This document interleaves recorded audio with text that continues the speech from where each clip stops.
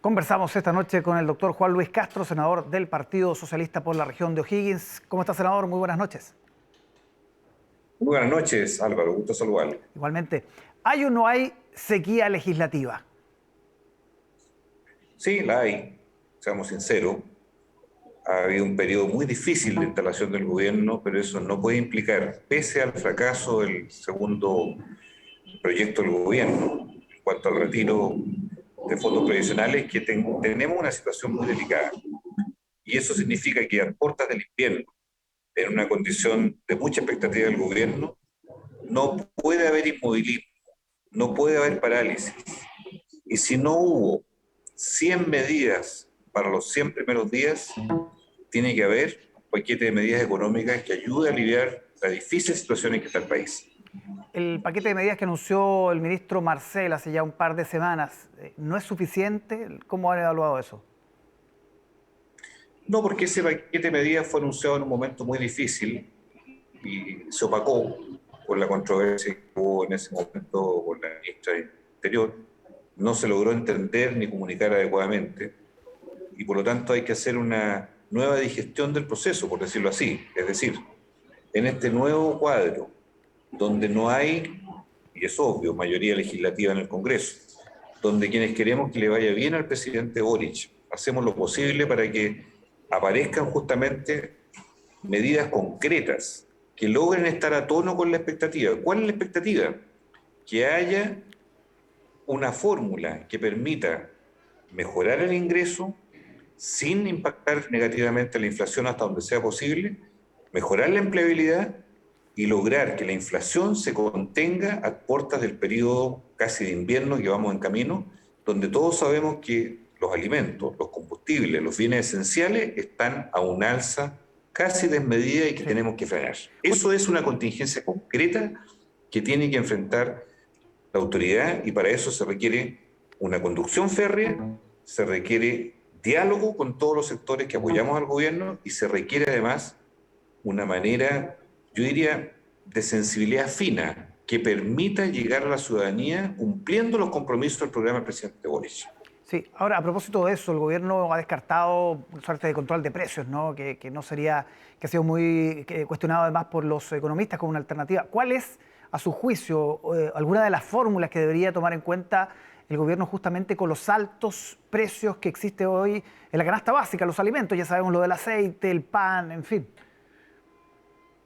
Bueno, nosotros le hemos propuesto como bancada de senadores socialistas al gobierno que haya justamente una rebaja o eliminación del IVA para aquellos productos esenciales que hoy día están desmedidamente al alza, desde el pan, el aceite, los cereales, las legumbres, aquellos alimentos que hoy día están con el gravamen de casi un 20% más por el IVA exclusivamente, no pueden seguir en esa condición, porque aquí estamos hablando de una situación dramática que está en desarrollo, que puede agravarse en cualquier momento, que coloque en juego el capital político, que la expectativa de la ciudadanía que ha apoyado al presidente Boric es tan alta que no puede defraudarse a mitad de camino solo por errores no forzados o porque fracasó el quinto retiro o porque no hay medidas concretas desde el ambiente económico del gobierno para paliar esta situación. Eso no puede pasar inadvertido.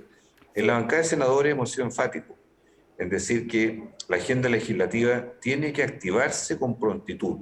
En salud se está haciendo, lo reconozco hidalgamente porque la ministra de Salud tiene un programa de trabajo muy preciso, en transporte también, en agricultura, por mencionar algunos, pero en materia de seguridad pública, en materia de lo que significa de alguna manera la recuperación económica, hay que reformular el paquete de medidas que se dijo y se comunicó en un momento muy difícil del gobierno. Una reformulación, por ejemplo, subiendo el salario mínimo que está en el programa de gobierno a algo más de 400.000 pesos, porque con la inflación debería ser 450 o algo parecido, que afecta y beneficia a varios millones de personas que solo viven del salario mínimo. Debiera haber una rebaja del IVA para los alimentos esenciales. Va a venir, y eso lo puedo decir con propiedad porque el ministro de Energía lo ha comunicado ayer formalmente a la Comisión de Energía en que yo pertenezco, va a venir un proyecto de ley que coloca un fondo de estabilización al querosén por la parafina de manera taxativa a fin de mes. Va a venir un proyecto de ley que regula la concentración de la distribución del gas licuado, que es muy importante y que es motivo incluso de acusaciones de colusión. Falta en la tarifa eléctrica una medida concreta. Va a subir también bastante al alza las tarifas eléctricas en invierno, que es obvio que así suceda por el mayor consumo, pero también Sí. por la definición internacional que viene sobre eso. Senador, Son cosas concretas. sí, 450.000 pesos de sueldo mínimo este año. ¿Usted siente que están las condiciones para hacerlo? Yo sé que puede ser por alguno algo difícil, pero no puede pensarse en un sueldo mínimo que quede por debajo de lo que es el alza de precios promedio a los consumidores que es el IPC. O sea, si hubiéramos conversado hace 2 meses atrás, yo le habría dicho 400.000 pesos y de sobra. Pero hoy día, en las condiciones que estamos de IPC y la tendencia que viene, 400.000 pesos se van a quedar cortos. Ya. Por eso hay que pensar en cerca de 450.000 pesos, que no creo, habrá que hablar con el ministro de Hacienda, pero no creo que sean alcanzables de aquí a junio para iniciar un nuevo ciclo con un piso de salario mínimo que sea muy distinto y que permita afrontar la crisis económica que estamos viendo. Senador, ¿y cómo han sido estas semanas de relación de la centroizquierda en general, de la exconcertación, hoy socialismo democrático, con el gobierno, con el ministro Jackson en concreto, en quien se han centrado muchos de los cuestionamientos? Se ha dicho que no ha articulado bien en el Congreso. ¿Cómo lo ha visto usted? ¿Cómo ha sido la relación? Mire, yo llevo en el Senado 5 semanas, he compartido con Jackson 8 años, sé que es un hombre hábil, inteligente, que está en el corazón del gobierno.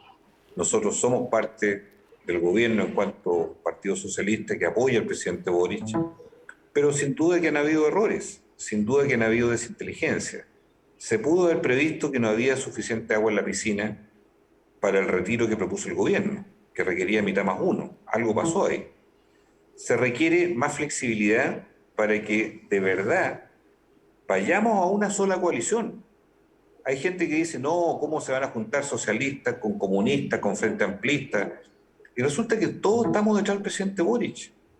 Y uno dice, no es porque por ansiedad ni mucho menos, pero este experimento de tener dos coaliciones con un gobierno, caramba, qué raro. Y si la experiencia es la que tenemos hasta ahora, que las cosas se dan con tropiezos, con dificultades, yo creo que sinceramente aquellos que critican la idea de tener una sola coalición pueden arrepentirse el día de mañana si los fracasos se profundizan.